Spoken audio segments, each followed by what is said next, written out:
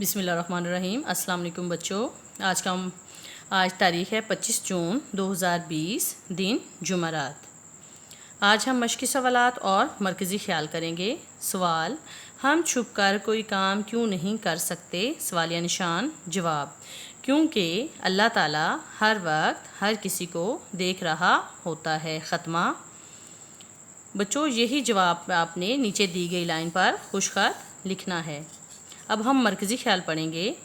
مرکزی خیال کسے کہتے ہیں؟ مرکزی خیال نظم کا نچوڑ ہوتا ہے۔